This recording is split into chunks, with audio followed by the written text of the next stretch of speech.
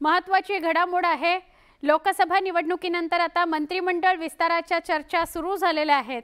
विधानसभा निवडणुकीला अवघ्या 6 महिन्यांचा कालावधी उरलाय, त्यामुळे आता मंत्रिपदाकडे डोळे लावून बसलेल्या इच्छुकांना मंत्रिमंडळ विस्ताराचे वेध लागलेले आहेत। त्यामुळे मंत्रिमंडळ विस्तारात कुणाकुणाची वर्णी लागणार याची राजकीय वर्तुळात चर्चा आहे।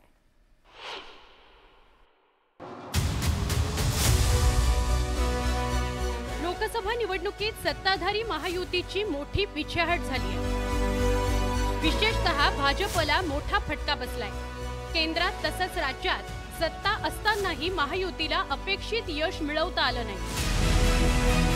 आता राज्यातील विधानसभा निवडणूक तोंडावर आली आहे। विधानसभेला सामोरं जाण्यापूर्वी सत्ताधारी तिन्ही पक्षातील इच्छुकांना मंत्रिमंडळ विस्ताराचे वेध लागले। पावसाळी अधिवेशनापूर्वी मंत्रिमंडळ विस्तार होण्याची शक्यता वर्तवली जाते। मंत्रिपदाच्या शपथविधीसाठी कधीही फोन येईल या आशेने महायुतीतील आमदार मुंबईत तळ ठोकून आहेत, कारण सत्ताधारी आमदारांना ही शेवटची संधी आहे। 6 महिन्यांनी विधानसभेच्या निवडणुका होऊ घातल्या आहेत, त्यामुळे मंत्रिपदाचा टिळा माथी लावून घ्यायला सत्ताधारी पक्षातील अनेक इच्छुक देव पाण्यात ठेवून बसलेत। त्यासाठी आमदारांनी जोरदार लॉबिंग सुरू केलंय। इच्छुकांनी मुख्यमंत्री एकनाथ शिंदे तसंच दोन्ही उपमुख्यमंत्र्यांच्या भेटीचा धडाकाच लावलाय।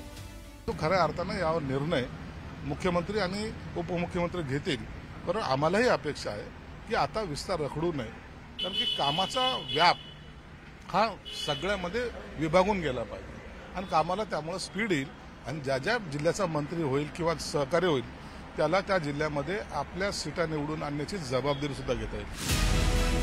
आगामी विधानसभा निवडणुकीला नुकतेच पार पडलेल्या लोकसभा निवडणुकीची पार्श्वभूमी असणार आहे। लोकसभा निवडणुकीत महाविकास आघाडीने जोरदार मुसंडी मारली आहे। या पार्श्वभूमीवर आता सत्ताधाऱ्यांना आगामी विधानसभा निवडणुकीकरता वेगळी रणनीती आखावी लागणार आहे। लोकसभा निवडणुकीमध्ये दुरावलेल्या मतदार राज्याला जवळ करण्याकरता महायुती नवीन मंत्रिमंडळ विस्तार करेल यात काही शंका नाही। लोकसभेमध्ये दुरावलेल्या मतदार राज्याला आपल्याकडे कसं वळवता येईल, पक्षाला कशी उभारी देता येईल, महायुतीतल्या सरकारने केलेलं प्रत्येक काम जनतेपर्यंत कसं पोहोचवता येईल आणि असा कोणता आमदार आहे ज्याला मंत्री बनवल्यानंतर तो हे सर्व करू शकेल आणि त्याला दिलेलं टार्गेट पूर्ण करू शकेल, तेही विधानसभा निवडणुकीच्या आधी। या सर्व निकषांसह महायुतीचा हा मंत्रिमंडळ विस्तार होणार आहे आणि त्याच आमदारांची वर्णी लागेल जे हे टार्गेट पूर्ण करू शकतील।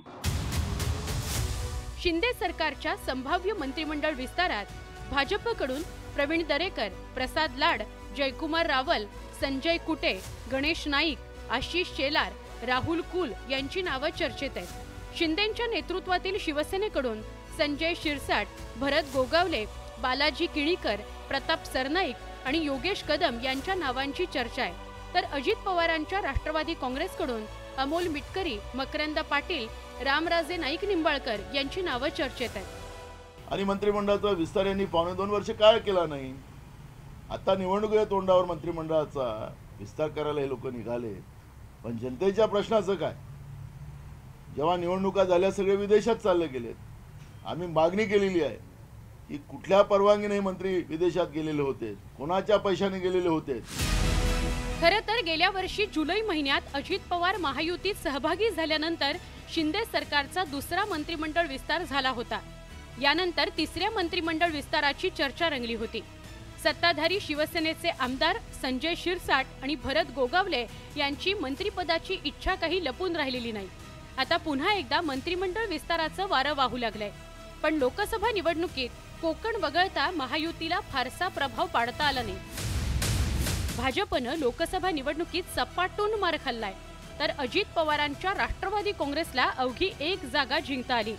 आगामी विधानसभेत त्याची पुनरावृत्ती टाळण्याकरता महायुतीकडून मंत्रिमंडळ विस्ताराच्या माध्यमातून नाराज आमदारांना मंत्रिपदाचा बूस्टर डोस दिला जाण्याची शक्यता आहे। इच्छुकांना मंत्रिपद देऊन विधानसभेत स्ट्राईक रेट वाढवण्याचा प्रयत्न सत्ताधाऱ्यांकडून केला जाण्याची शक्यता आहे। मुंबईहून अजित मांढरेसह ब्युरो रिपोर्ट, न्यूज 18 लोकमत।